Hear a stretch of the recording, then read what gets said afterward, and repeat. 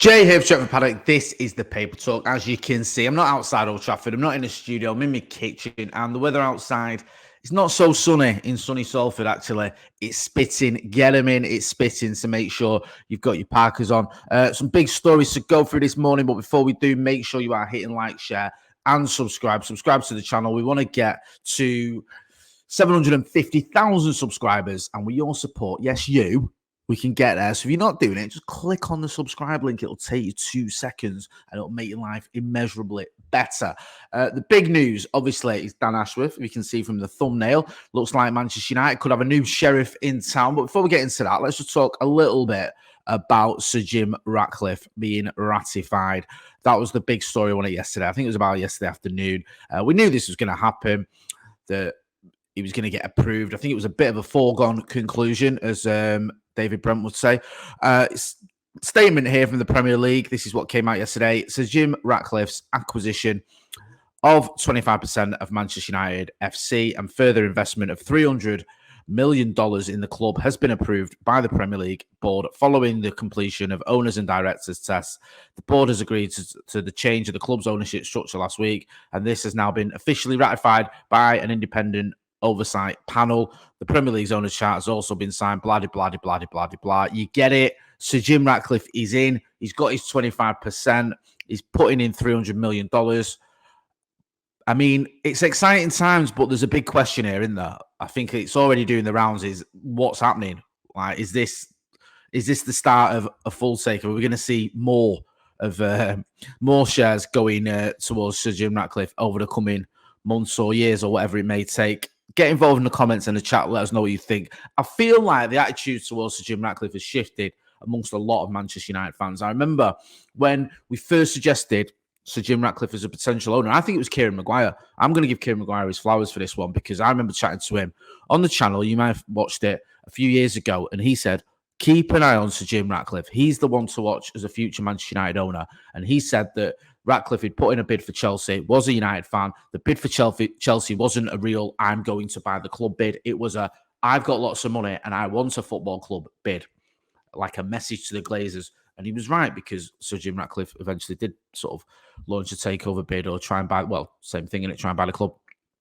However, I remember when Sir Jim Ratcliffe did a Q&A for INEOS, he was asked about Manchester United, whether he was going to buy Manchester United. Again, this was a couple of years ago, maybe 18 months, 2 years ago. And we did almost like a watch along to it, where I watched that and asked you guys to get involved in the comments and let me know what you think.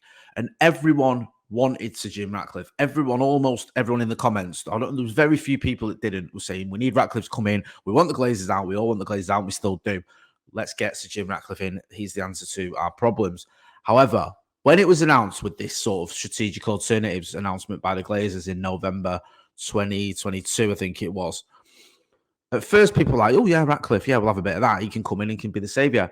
However, when Sheikh Jassim announced his intention, I feel like there was a massive sort of shift amongst many United fans. Not all, because obviously some were still sort of pro Ratcliffe, hardly any wanted the Glazers to stay, if we're being brutally honest, but a lot wanted Sheikh Jassim because they thought, okay, Sheikh Jassim's going to do the stadium. We're going to buy all these players like Mbappe and Neymar and whoever else. We're going to win everything and everything's going to be great. And we're going to have a stadium that's fit for purpose. And he's going to have a full takeover. We're not going to have to see the Glazers anymore. They're going to be a sort of distant memory. Where with Ratcliffe, it felt a little bit different. He was buying 69% of the club, not the full takeover. There was question marks about what he was going to do with the stadium, how much he was going to invest in the infrastructure. But the difference between Sir Jim Ratcliffe and Sheikh Jassim is, A, Sir Jim Ratcliffe seems to have the money and be able to prove he had the money, because once the sort of the bidding process was finished, there's been stories that actually Sheikh Jassim was never able to say, here's how I've got my money, or prove that he had his money. And B, Sir Jim Ratcliffe had a plan that would make the Glazers sell at least some of the club.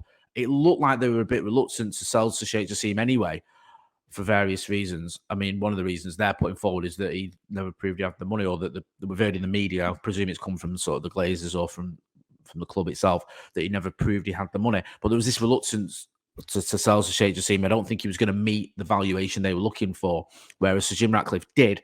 But because he couldn't get the full takeover or the 69% he wanted. He bought 25%, sorry, and has now got control of the footballing department. And it seems a lot of people are warming to it. Listen, I've said it all along, and I'm not going to change my mind. I think it sounds like a positive move.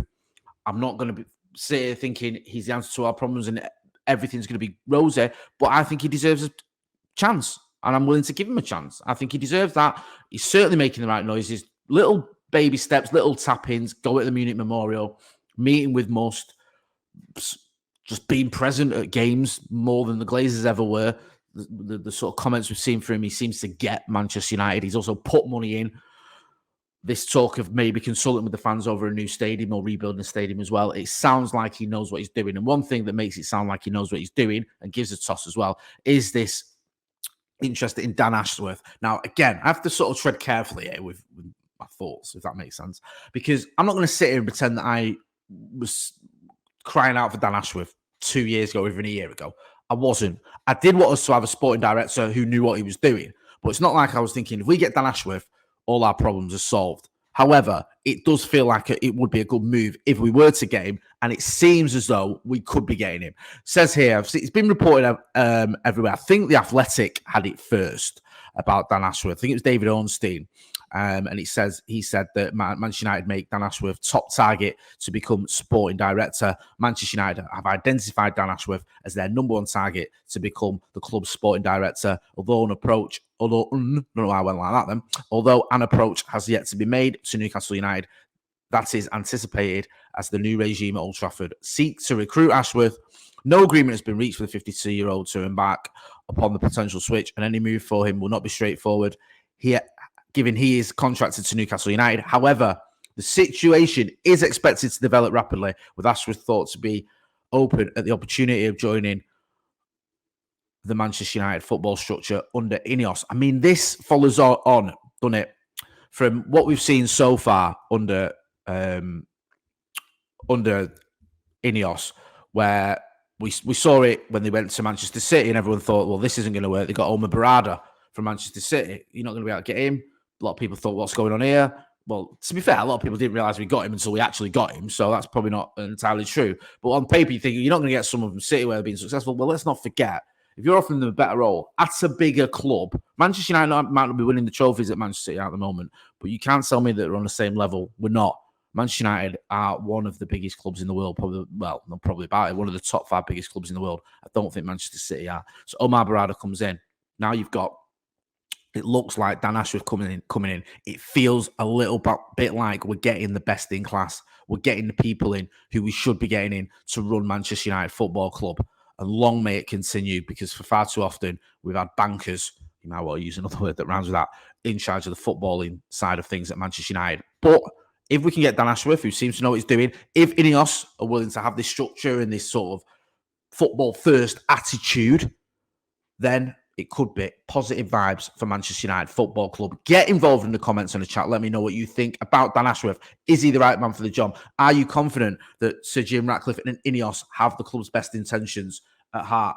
Let me know all that. We're going to be back later on tonight, me and Joe, for Paddock Live. So make sure, if you're not doing already, you are hitting like, share, and subscribe. Go and check out the other videos we've got on the channel as well. Fantastic interview with Chris Wheeler from Joe McGrath. Forgive me, Joe Smith. What am I talking about? Joe Smith interviewing Chris Wheeler from Daily Mail. I'm in trouble now when I see Joe Smith. Don't forget to like, share, and subscribe. Thanks for watching.